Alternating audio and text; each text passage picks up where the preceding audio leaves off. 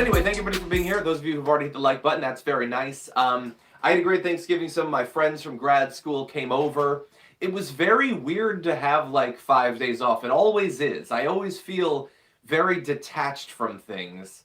And I don't know if you're feeling that too. Like there was stuff going on, not as much as usual, but there was stuff going on. We're going to have to do a little bit of catching up together. But the way that this is going to go is, if you saw our last Shed show, a little bit less formal than usual. I'm going to be occasionally whipping the camera around to show you video clips and things like that. We'll see if that even remotely works.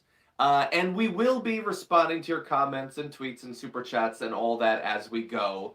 So, you know, send those to us and everything. But anyway, thank you for being here. Some people are saying we can't get on the YouTube members page. Okay, we're going to see if the team can deal with that. Someone says it feels like a pre-show. It does. Couldn't do the actual pre-show because we were preparing for this. But thank you, everyone, for being here. Yeah, we're gonna get Twitch. No, I think the Twitch is. I think it's working. I think if you're on Twitch, I think you're there. I think it's actually working. Everyone, hold for 1 second. John has very tiny, pointy ears. Thank you. I appreciate that. I had an ear job during Thanksgiving break. I'm glad that everyone is noticing it. Anyway, we had a little power problems at the studio or whatever, and it's the sort of thing that normally we can fairly quickly resolve. 1 day, 2 days max, we'll deal with that. But it's like the holiday, so I don't think anyone wanted to be forced to spend like the whole weekend resolving all these problems and everything. And if the cost of like everyone getting to actually experience the holiday is that we do a Shed show or whatever, I think it's fine. I think it's personally fine. Hopefully you will like it as well. What I can say is that we do have something like 90 minutes of news for you. I don't know exactly how long it's going to go. I can't see a clock, but we will have news in just a minute. And like I said, I'll still be responding to your comments, everything I can see. I have both of your things, so that should work pretty well. Anyway, with that, who's ready to talk about some news? You want to see what's been going on? Okay. There have been some awful right-wingers recently who have tried to make a name for themselves exclusively by being the absolute worst. Marjorie Greene pops up on your radar for that reason pretty much every week. Paul Gosar this month made a very strong play for worst guy in the country. Lauren Boebert is not going to be left behind when it comes to being awful. She wants to be King Clown. And so she had this event, some people were hanging out with her, and she just went on a tear saying the worst things that she could come up with. So we're going to show a few of those to you. We're going to be starting off, though, with her most recent Islamaphobic comments. So for the first time of many on this show, I'm going to be whipping you around. So just hold. Actually, I have an Ilhan story for you. So, the other night on the House floor was not my first Jihad Squad moment. So I was getting into an elevator with one of my staffers, and he and I we're leaving the Capitol. We're going back to my office, and we get in the elevator, and I see a Capitol police officer running hurriedly to the elevator. I see fret all over his face, and he's reaching, and I'm like, "What? I can't. The door's shutting. Like I can't open it. Like what's happening?" I look to my left, and there she is, Ilhan Omar. Oops. And I said, "Well, she doesn't have a backpack. We should be fine."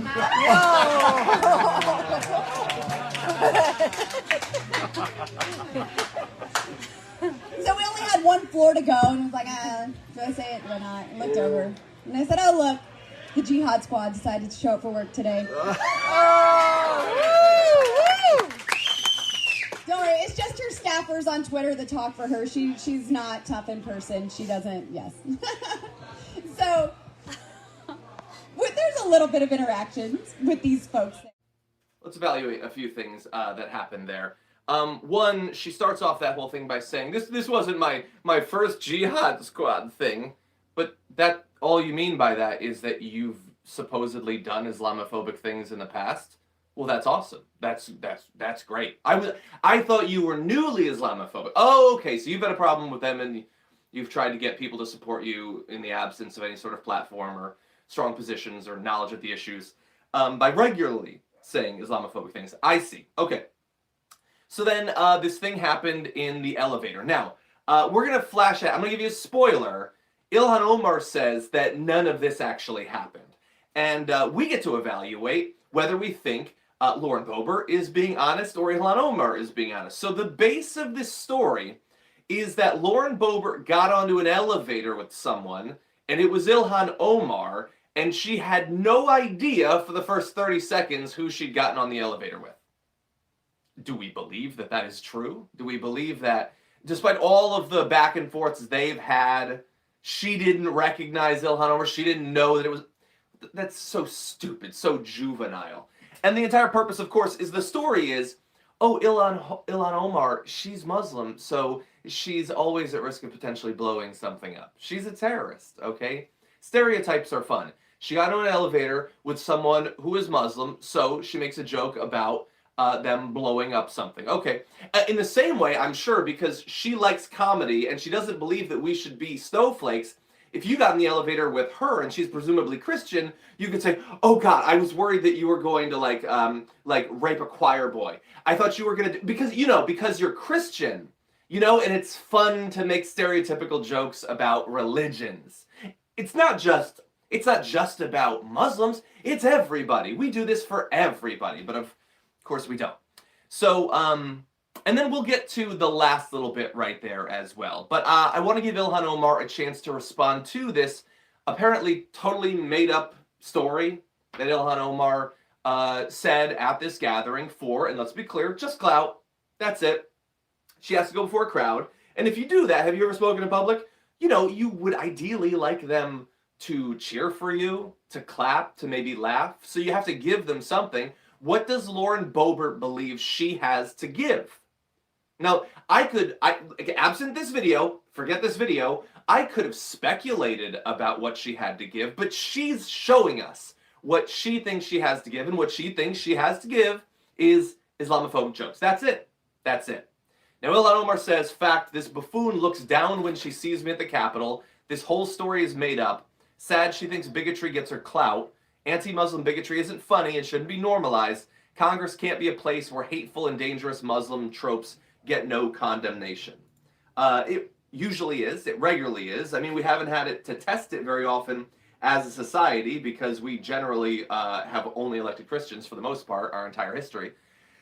But anyway, she goes on to say, because this isn't the first time that she's been the target of Islamophobic comments like this. First day of Congress, this member who said to Steve knew nothing about me beside the fact that I was Muslim and that somehow made me a terrorist to him. She's referencing the fact that Steve King back in the day had tweeted, Pelosi changed House rules for Ilhan Omar to allow her to wear her turban on the floor. First day, a member said to me, 4 pounds of C4 under that would wipe out half of Congress. Again, it's funny. It's funny because she's a Muslim, so she wants to kill Congress. That's the joke. Now, there's a few things that potentially make it a little bit less funny, and a little bit hypocritical too. Is Ilhan Omar one of the Congress people that is constantly fighting to bring guns on the House floor, thinks that you need to be armed, you have to have a weapon? They joke about her smuggling a weapon in there. They are actively trying to bring a weapon in. Oh, and by the way, in recent history, when people tried to get into Congress and kill our elected representatives, was it Ilhan Omar? Was there a single Muslim in the group? Who was trying to wipe out half of Congress? It was not Ilhan Omar. It was not a Democrat. But to him, it's funny. And again, it's probably made up too. Did a member say that to him? I don't know. Was it Lauren Boebert? I don't know. But he knew that he could make that joke on Twitter and that would get him some retweets. Some conservatives would be into him. In the same way that Lauren Boebert is not going to come with the Green New Deal. She's not going to come with a public housing plan. She's not going to help you with your mortgage or your student loan debt. She doesn't care about that. She also doesn't know about that. But even if she did know the details, she wouldn't care to do anything about it. What she does know is that many people in the Republican base are as simple-minded as she is. It's a variation of what we've always had. Republicans for a long time have generally been, Ivy League lawyers and all that stuff who then do all of this stuff for, in their view, the Republican simpletons, okay? In this case, they've sort of cut out the middleman. They're just electing the Republican simpletons. When you get Matt Gaetz and her and, Marjorie Greene, they're not sending their best. And she understands that that's what they want. If she can just deliver some fun conspiracy theories and a little bit of Islamophobia, and as we'll get to, some homophobia as well, then that's all you need. Why the hell are you going to spend months consulting with policy experts, putting together bills, trying to get them passed? Why would you do any of that when you can just make a comment about how Ilhan Omar must be some sort of terrorist? Well, we have a few developments on this. I want to give you a little bit more from Ilhan Omar. She said, saying I'm a suicide bomber is no laughing matter. GOP leader and Speaker Pelosi need to take appropriate action. Normalizing this bigotry not only endangers my life, but the lives of all Muslims. Anti-Muslim bigotry has no place in Congress. Now, there's two surprises about this, actually. The first surprise is that the Democratic leadership is actually doing something. They actually seem to care about this. And I honestly think it's because we're so fresh off of the Gosar thing. It would be weird for them to attack Gosar and then totally give a pass to Boebert here. But that's my speculation. What I do know is the House Democratic leadership put out a statement, including this, saying, racism and bigotry in any form, including Islamophobia, must always be called out, confronted, and condemned in any place it is found. Congresswoman Boebert's repeated, ongoing, and targeted Islamophobic comments and actions against another member of Congress, Congresswoman Ilhan Omar, are both deeply offensive and concerning. We call upon Congresswoman Boebert to fully retract these comments and refrain from making similar ones going forward. Well, there are two requests there. One is to retract, two is to not do it. We will have to see about the second, but the second shock is that she sort of gave them the first. Now, who apologizes on the right, honestly? Marjorie Greene sort of apologized a little bit specifically for the Holocaust comparisons on the anti-vax stuff. That's it. Not the rest of the stuff. She didn't apologize for I think Nancy Pelosi should be shot in the head, the Jewish space lasers, or, I think Q has a couple of good points and he's just a good American. She didn't apologize for any of that. She apologized for the Holocaust thing, a little bit. Now, Representative Lauren Boebert, 3 days ago, posted this tweet saying, I apologize to anyone in the Muslim community I offended with my comment about Representative Omar. I have reached out to her office to speak with her directly. There are plenty of policy differences to focus on without this unnecessary distraction. Now, that apology, I'm going to rank as dog stuff, okay? For a few different reasons. Now, first of all, it happened. She apologized. So, how much credit do we give her? She technically apologized. They don't generally do that for a few different reasons. It's not in them. They're not, compassionate people. And they're giving their audience what they want. She didn't accidentally say it. But I apologize to anyone I offended with my comment about Representative Omar. It's not the worst formulation of that. They sometimes say, if I offended anyone, as if they don't know. In this case, I would say, what I said was deeply offensive. That is an honest thing to say. We don't get full honesty from her, but it's not the worst version. There are plenty of policy differences to focus on without this unnecessary distraction. That is also dog stuff, because that is saying the fact that we're talking about this is a distraction. What are you talking about? You brought it up. You made those comments. And I really doubt she's some sort of extemporaneous speaker. I think that she had scripted it. I don't know for sure. But this is not a distraction. This is what she wanted to talk about. And plenty of policy differences. When the hell have you ever talked about a policy difference? In any event, she sort of apologized.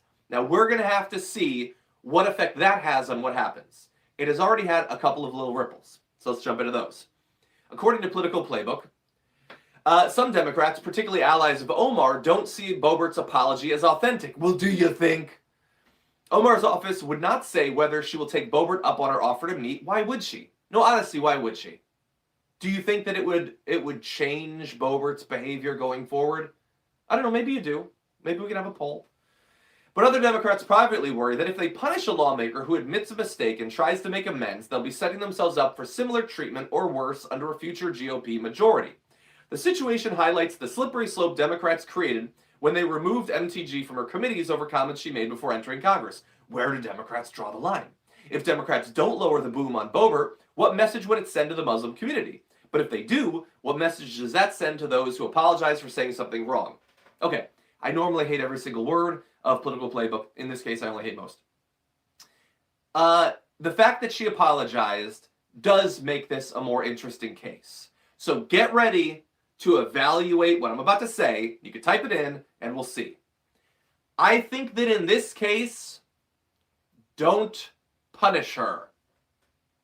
What do you think? What do you think of my take? Can I explain why?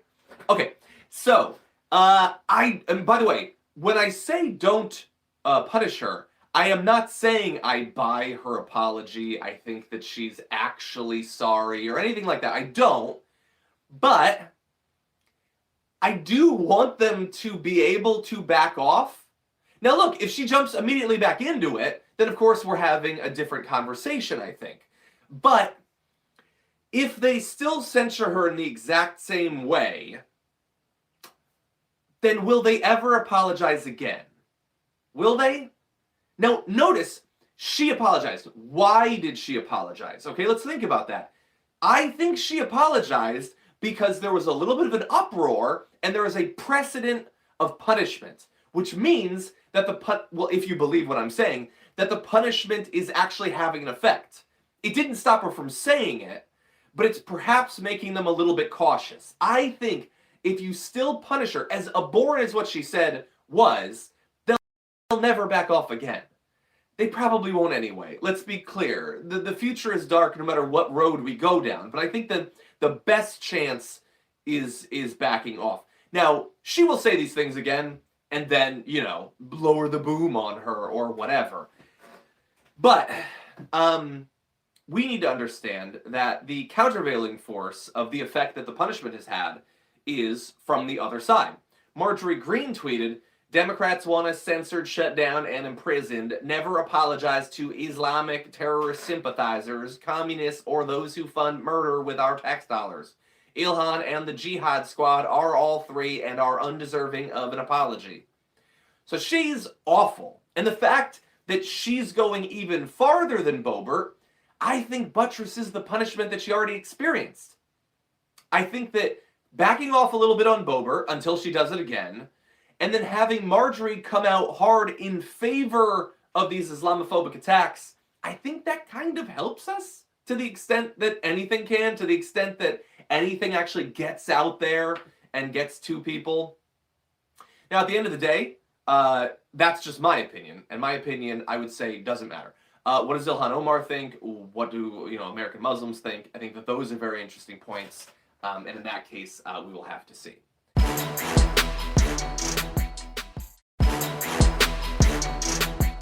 In her speech, Lauren Boebert spent a lot of time attacking Muslims, attacking the LGBTQ community. But in her little thing, she did find a little bit of time to give the right the other thing that they want. They want fear and suspicion and hatred, and they want conspiracy theories. So she gave them that as well. I'm going to whip you around to see this. And the last time I was with President Trump, well, I did have a fancy little red dress to show off. I was sitting in his office in Florida, the new White House. Yeah. The real White House. Yeah. The real White House, yeah. That's where everybody seems to be. I don't know. Ugh. That's just there was such a delay for them to actually cheer. And she must have been so, crestfallen at that point. Like, hey, I told you that the election didn't count. Isn't that the thing that you want? Okay, well, look, they liked the line the guy said, the real White House. Maybe she wasn't going clear. She had, a little bit of nuance or whatever, and I think that was too much, I think, at that point.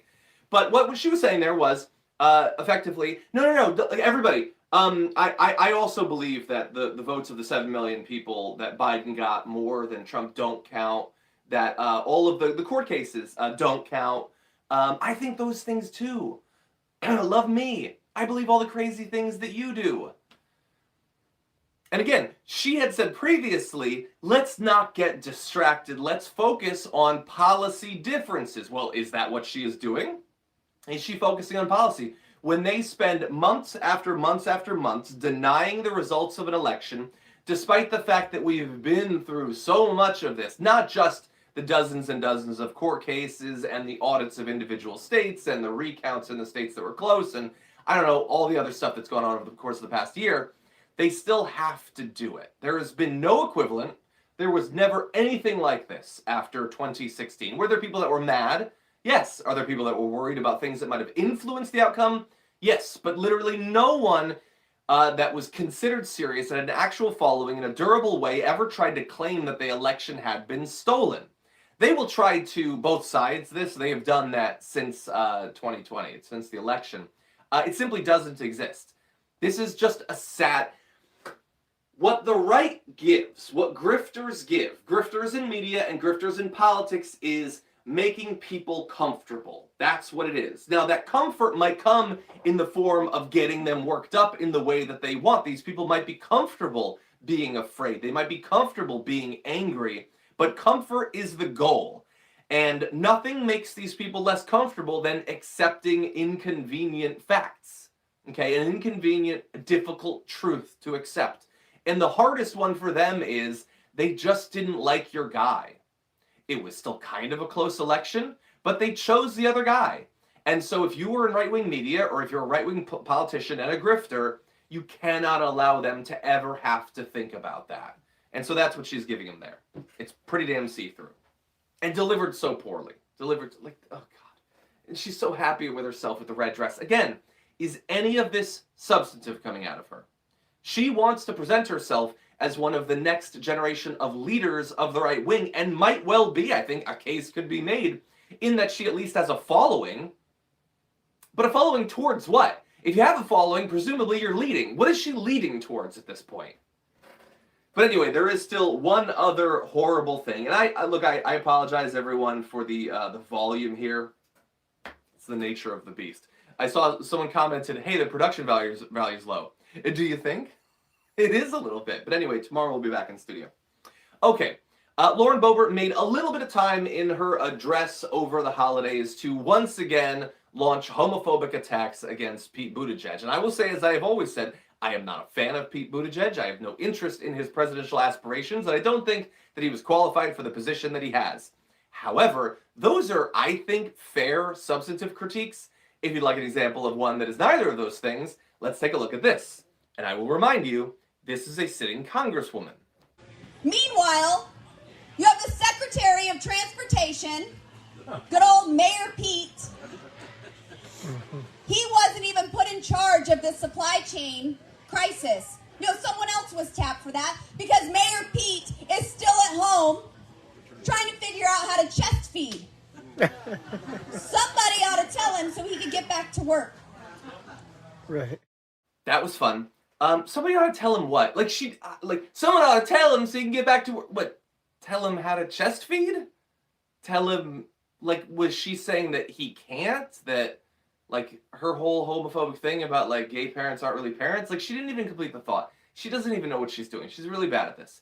But anyway, the overall point was, good old Mayor Pete is wasting our time by taking paternity leave, because I will remind you, and the reason that I want to focus on these is paternity leave, maternity leave, all of this is good for workers, so they hate it. They despise it, and they want you to turn against it too, okay? They cannot stand against the population pushing for the leave that they deserve, so they have to get you to opt out. And so that attack has been coming from so many different directions. So it might be the Lauren Boeberts. It might be the, oh my God, I'm forgetting it. Joe Rogan. I forgot for a second what his name was. That was a good moment. Joe Rogan trying to make you feel terrible for taking the leave that you deserve, that you would get in virtually any other country around the world. Do not fall for the con. But the way in this case that she's pushing for it is with homophobic attacks against Pete Buttigieg. Good old Pete Buttigieg. And even that line doesn't make any sense. What history does she have with Pete Buttigieg? The right has barely any history with Pete Buttigieg. Now, I, as a progressive, I could say good old Pete Buttigieg because we've been through these different cycles through the primary with him and dealing with all of his stuff. She doesn't have that. She just throws out words and has no idea what they actually mean or where they should be deployed. But the attack is that he can't chest feed. And I will say this on the chest feeding. I looked this up. It is apparently a regional thing, whether you say chest feed or breastfeed. And I will acknowledge that absent upbringing, neither of those makes more sense than the other. But as a person who's raised in a part of the country that says breastfeed, when you say chest feed, it sounds insane. That's a really weird thing to say. It's not wrong, but it feels wrong. Anyway, here's the thing, Lauren Boebert. Whether he can chest feed or not, he gets to spend time with the kid that he and his husband adopted. They get to do that. Families come in many different forms, okay? Some of them adopt children. Some give birth in trucks. You still get to be a parent regardless, okay? Some people have an old school, classic American mom and dad. Some have a mom who's a horrendous Islamaphobe and a dad who pulled his dick out in a bowling alley. So families, again, come in all different forms. That doesn't mean that one is better than the other, although in the two examples I gave, the first one is definitely better than the second one. The second one's just awful. This kid's going to grow up all sorts of messed up. And you get to take that time, whether you're straight or gay, cis or trans or whatever the hell you want, you deserve it, okay? Now, what's very interesting about this, and we've showed a couple different videos of her, is that there was pushback against several of her comments, against the Islamophobic comments and also against the homophobic comments. She apologized for the Islamophobic comments. She did not apologize for the homophobic comments. And she did not return Insider's request for comment just yesterday. And so far, her apology for what she said about Ilhan Omar was like 3 days ago. And that's it. Nothing else has happened since then. So why is that? Does she believe that what she said wasn't as bad? Does she believe that, I guess, you're just allowed again to make casual homophobic comments? I guess. I mean, that's what it's looking like. And by the way, I haven't seen House Democratic leadership sticking up for him. Now, to be fair, he's not in the House, and Ilhan Omar is. But then shouldn't the White House be sticking up? I don't know. It's just very weird when, like, if we're going to expect some sort of base level of seriousness and maturity from our representatives, then I feel like we should apply that to Muslim Americans and members of the LGBTQ community. Does that seem unfair? I don't know. I think that that's a good idea.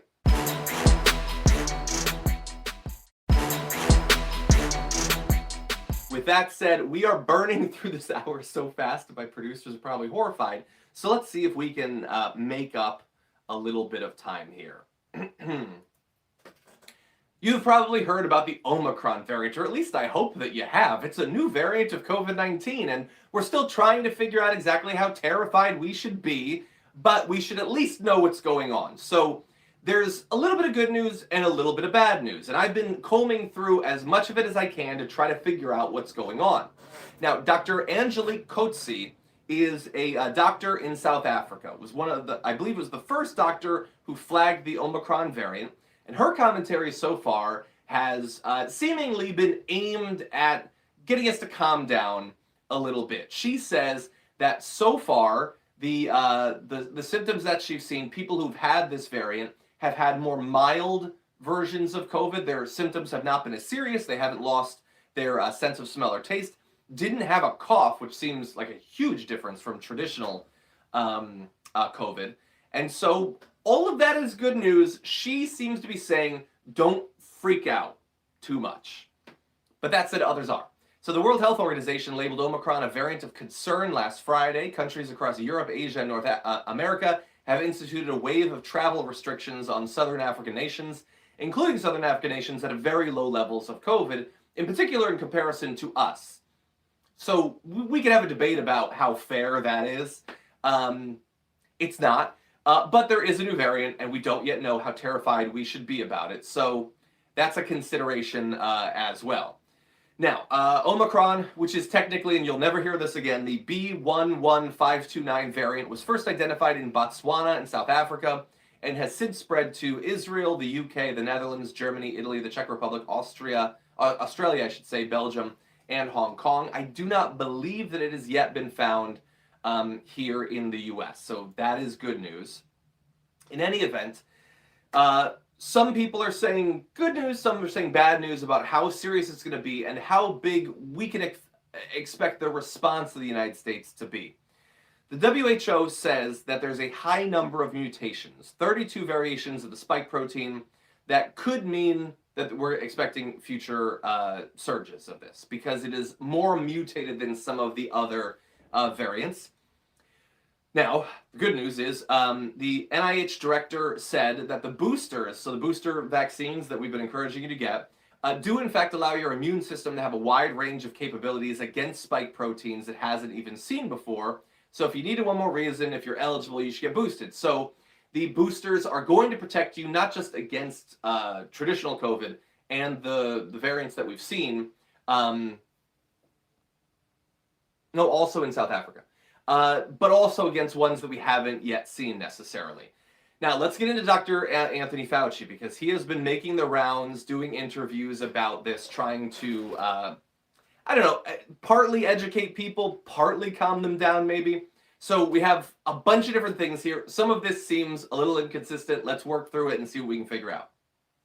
He says we should not be freaking out. We should be doing the things we know work. It's not the time to panic. We should be concerned, and our concern should spur us to do the things we know work. So rather than panicking, rather than freaking out, we should just do the right thing. Okay, so what does that include? Well, getting vaccinated, getting boosted if you're already vaccinated, probably, like social distancing and those sorts of things.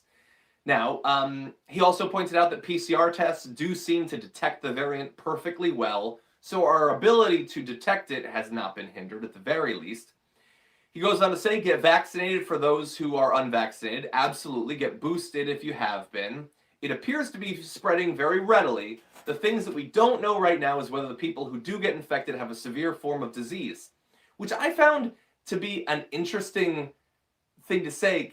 Well, look, at least the doctor we talked about in South Africa is saying it does seem to be mild. I guess, to be fair, one doctor's experience, we have a lot of reason over the past year to not necessarily take the word of any individual doctor.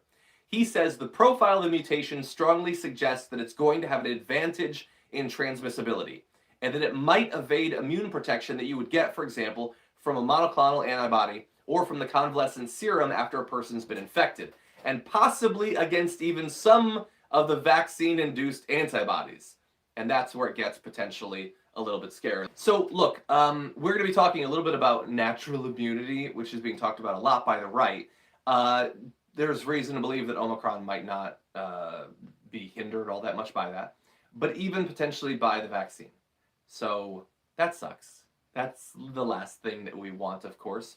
But what we do want to know at this point is that the best defense we have is to be vaccinated and to get the booster. And that's it. And honestly, if that even marginally, let alone significantly, raises the chance that you'll be protected against even these new variants, it is hardly a difficult thing to ask for. So I've heard a lot of Republicans, many of which like to claim that they're alpha males over the past few years, talk about how, there's always going to be another one.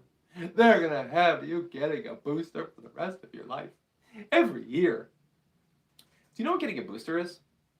You go to Walgreens, and 15 minutes later, you have a booster. Okay, what's the problem with that? Do you not go to CVS once a year anyway? Just do it then. You know what I did? When I got boosted, I got my flu vaccine too. Same time. That's it. I was gone. I got a bag of candy. It was kind of nice. It was my excuse to get a bag of candy. And then I was off, and I probably don't have to worry about it for 6 months. It's really not that difficult. These are people that love to talk about like how we should serve our country. You should go in the military. Like, you expect all of that? You won't get a shot every 6 months at a Walgreens? Pathetic.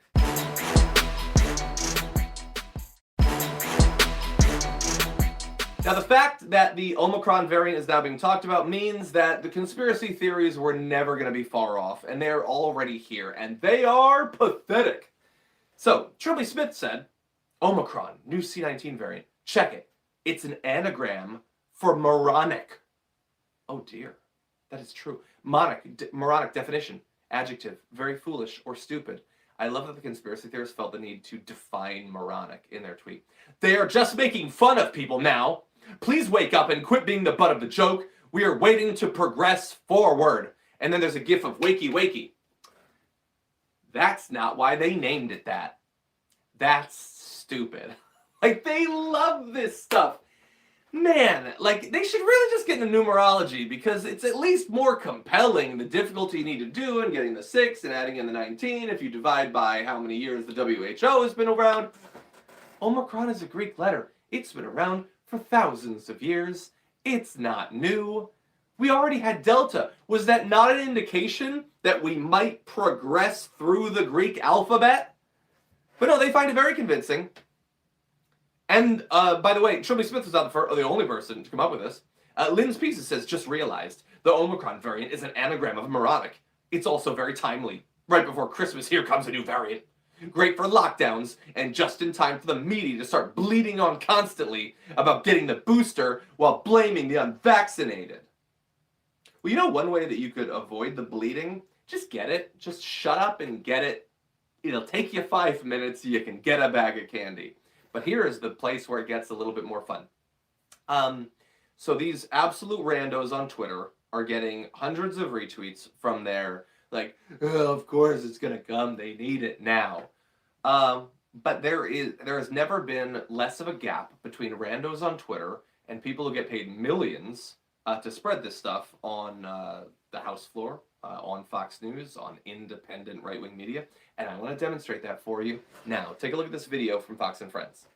Pete Buttigieg, our transportation secretary, is potentially our new president in 2024, or so the Democrats want, has said we can't fix the supply chain problem until the pandemic is over, until COVID is over. And now we see these new variants. So that's the answer, is more lockdowns, more fear.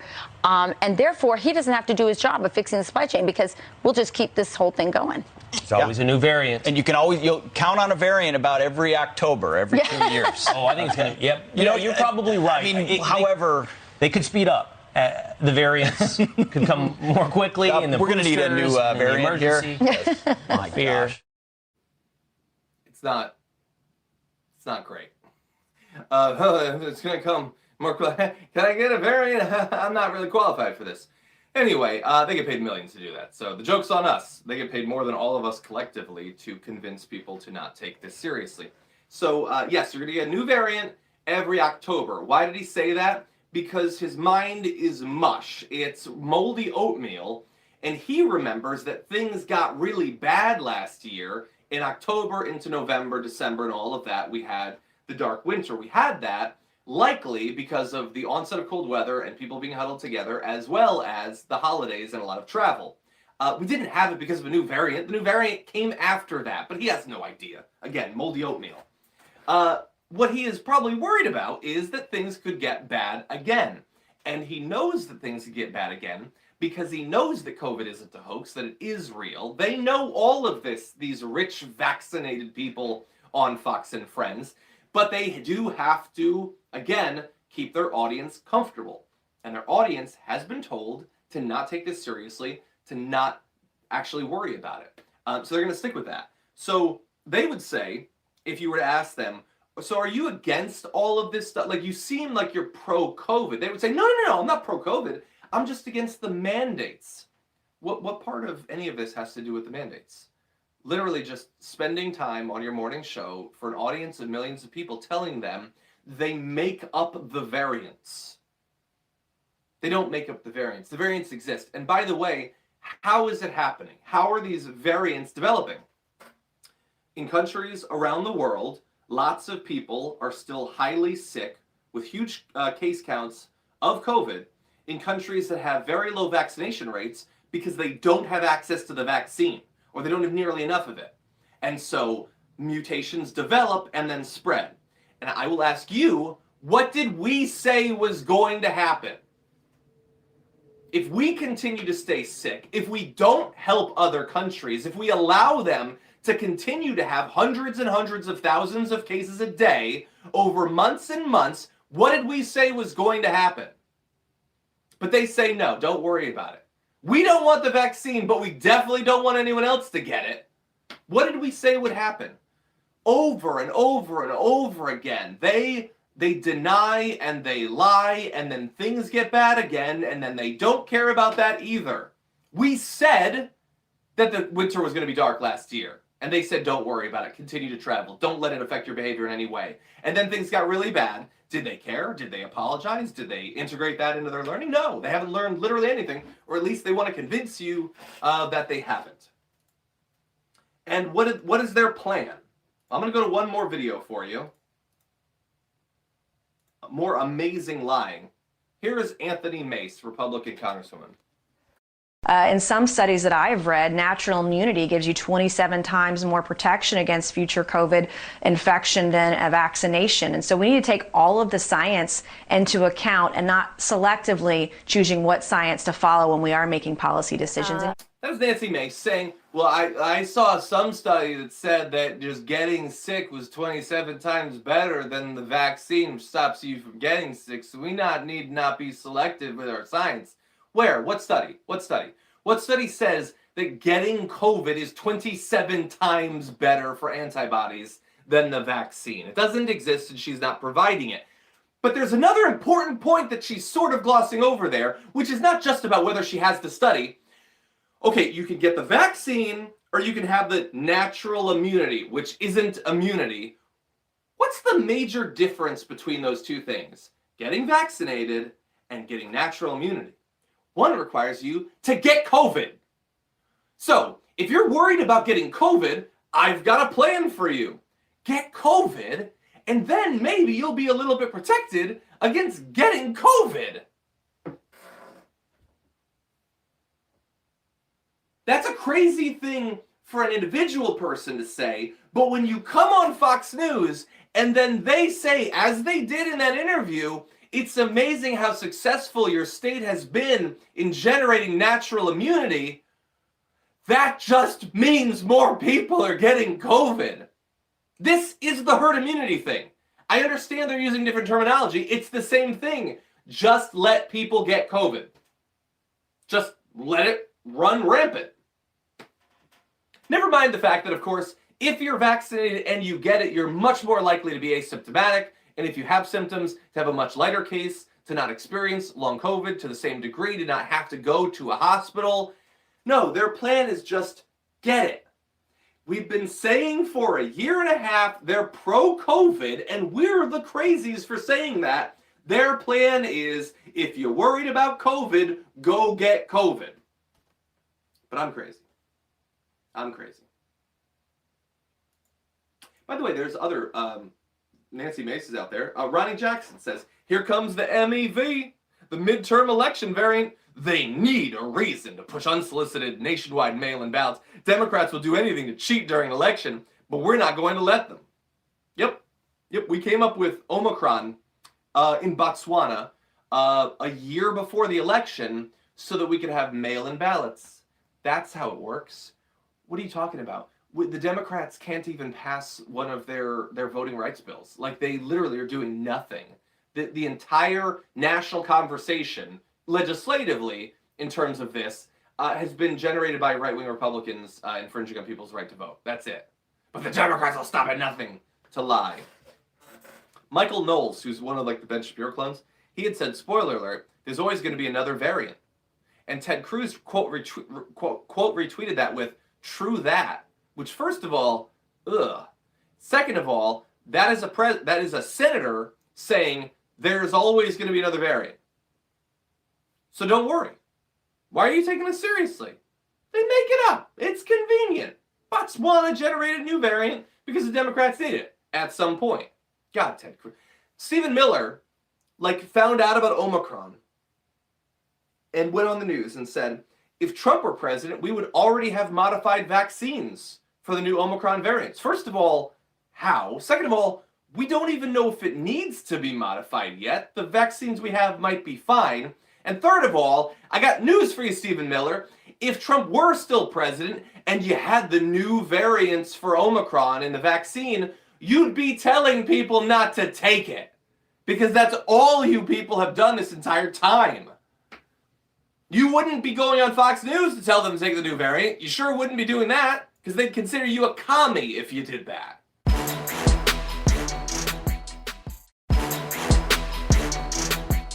Okay, now really fast. We only have a few more minutes. I do want to do one more video, so let's get into this. I cannot believe that the entire hour and a half is almost gone. Let's jump into this. Where, not at least within the cultural sphere, there seems to be a call from a tiny yet very vocal minority that every male character or good role model must have a female replacement. One only needs to look at the discussion surrounding who will play the next James Bond. And it's not just James Bond. In recent years, we have seen Doctor Who, Ghostbusters, Luke Skywalker, The Equalizer, all replaced by women. And men are left with the Craze and Tommy Shelby. Is there any wonder we are seeing so many young men committing crime? That right there is Conservative Member of Parliament Nick Fletcher. And the reason I wanted to play you that video was so that you know that there are weak, pathetic men in countries other than the United States. He believes that because women are being cast in some roles that men used to have, that is why men commit crimes. And you might already be sort of figuring out that there's a few logical issues with that. So first of all, before Ghostbusters and before the talk about James Bond, were women committing tons of crimes? I mean, after all, they didn't have good role models. I mean, what were they watching? Like Killing Eve and Thelma and Louise. I mean, they see all these criminals and that's it. No positive role models. That's why women were killing everyone left and right. No, wait, actually men were still killing people back then. Men were killing people back when they had their role models of Dirty Harry and Clint Eastwood and, like, okay, there have been good and bad role models for a very long time. The idea that a talk about James Bond, which by the way, virtually everyone that they talk about for being James Bond is still a guy, or that Doctor Who had a woman, the idea that that is causing men to commit crimes is so on its face pathetic that I'm almost impressed that you would go and speak where you know cameras are and like culturally cuck yourself so thoroughly. It is so incredibly pathetic. I want to throw into this a tweet that Joe Rogan sent that implies that hard times create strong men, which create good times, which create good men, which create hard times.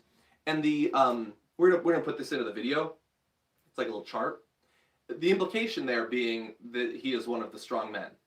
His life is being paid millions of dollars to chit-chat and gossip while doing drugs, which is a fine life. It's basically my life too, except for the millions of dollars. Hardly like strong men. He's not chopping down trees. Okay, so now he chit-chats before he told people to eat bugs. I don't understand these supposed alpha males. I just don't get literally any of them. They are so whiny, so constantly aggrieved and victimized. How is that consistent with any of their supposed alpha male stuff? I just don't understand it. And so, look, there is an assault against men, and it is men being dragged down by weaklings. Some of them have podcasts, some are members of parliament. You got Josh Hawley too. There are a lot of grifters that are trying to convince men to be weak, to be emotional, to constantly look at anyone who's not like them as a threat, and to as a result of that, to be so constantly scared, so constantly anxious, terrified of how people are perceiving you, that you will be desperate to follow these grifters, to be told what you can do so that you won't seem weak for a bit. It's pathetic. It's pathetic here, and it's pathetic in the UK as well. Okay, unfortunately, we are way over. I want to thank everyone for joining me for the Shed Show. Hopefully the last Shed Show. Our power should be back tomorrow, but we'll have to see. Anyway, Indisputable is coming up in just a few minutes. Let me let you know who is going to be co-hosting. Also, our top 10 list will be coming up soon. Molly Parmer is going to be joining Dr. Rashad Ritchie. Josiah Lippincott will be on for debate, so you're not going to want to miss that. If you're a Tier 2 or Tier 3 member, The top 10 list is going to be coming up a little bit later on, but thank you, everyone. Everyone's saying more Shed shows. You do not mean that, but thank you. Thank you to the Twitch chat and in the YouTube chat. Appreciate you all being here. We'll see you soon. Oh, well, I guess, we should have some tradition still. Stay safe out there. Stay sane out there. And I'll see you soon. Stay in a shed out there.